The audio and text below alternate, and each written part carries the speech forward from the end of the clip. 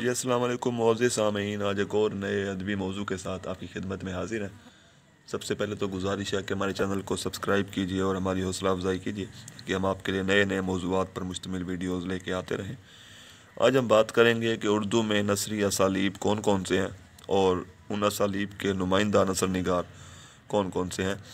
دوستو، بات کرنے سے پہلے یہ بات ذہن میں رکھیے کہ کسی بھی نثر نگار کے اسلوب میں مختلف انداز ہو سکتے ہیں، یعنی اس کے اسلوب میں بیک وقت بہت سارے جو ہے وہ اسالیب کے اثرات یا علامات ہمیں نظر آ سکتی ہیں۔ یعنی ایک ہی ادیب جو ہے وہ ایک ہی وقت میں مزاحیہ بھی ہو سکتا ہے یا سنجیدہ بھی ہو سکتا ہے یا شگفتہ بھی ہو سکتا ہے۔ تو اسی بات کو مد نظر رکھتے ہوئے آپ سنیے گا کہ سادہ اسلوب اس کے جو بنیادی اور نمائندہ نثر نگار ہیں اس میں ہمیں سر سید احمد خان، مولانا الطاف حسین حالی، مولوی نذیر احمد یا ڈپٹی نذیر احمد اور منشی پریم چند اور میر امن دہلوی، جنہوں نے باغ و بہار نامی قصہ لکھا، تو یہ سادہ اسلوب کے نمائندہ افسانہ نگار ہیں، نمائندہ نثر نگار ہیں۔ اس کے علاوہ مرصع اسلوب، اس میں زبان و بیان کی خوبصورتی پہ زور دیا جاتا ہے۔ اس میں ملا وجہی، جنہوں نے قصہ صبرس لکھا، اور رجب علی بیگ سرور، جنہوں نے فسانہ عجائب لکھا، اور عطا حسین خان تحسین، جنہوں نے نو طرز مرصع لکھا۔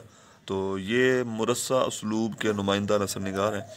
اس کے علاوہ شگفتہ اسلوب، اس میں مرزا غالب اور مولانا محمد حسین آزاد، جنہوں نے آب حیات لکھی، اور مہدی افادی، جو کہ ایک بڑے مشہور نثر نگار ہیں، اور خواجہ حسن نظامی اور کرشن چندر اور نیاز فتح پوری، یہ سارے کے سارے شگفتہ اسلوب کے نمائندہ نثر نگار ہمارے سامنے ہیں۔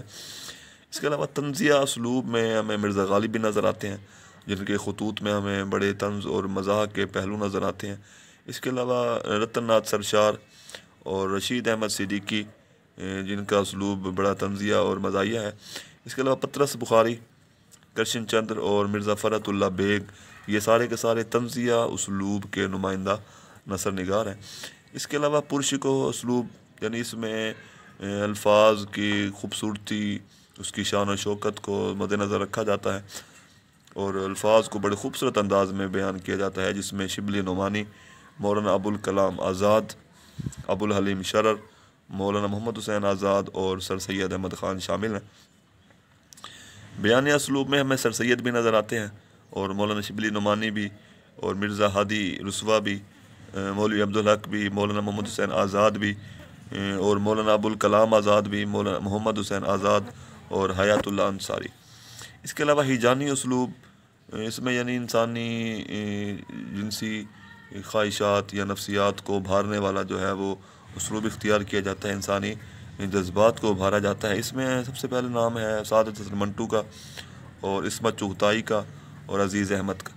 اس کے علاوہ مخلوط اسلوب میں ہمیں مختلف یعنی جو اسلوب ہے، اس میں ہمیں ایک ہی وقت میں مختلف اسلوب اور اسالیب کے جو ہیں وہ آثار نظر آتے ہیں۔ اس میں سجاد انصاری اور عبد الرحمن بجنوری اور محمد حسین آزاد بیدی، راجندر سنگھ بیدی، مرزا غالب، سر سید، ابوالکلام آزاد، انتظار حسین، یعنی ان سارے کے سارے جو نثر نگار ہیں اور جو ہمارے اردو کے نثر نگار ہیں، ان کے اسلوب میں ہمیں مختلف اسالیب جو ہیں وہ نظر آتے ہیں۔ اس کے علاوہ محاوراتی اسلوب میں مولوی نذیر احمد، جو دہلوی زبان کے ایک مایہ ناز نثر نگار، راشد الخیری اور مولوی میر امن دہلوی۔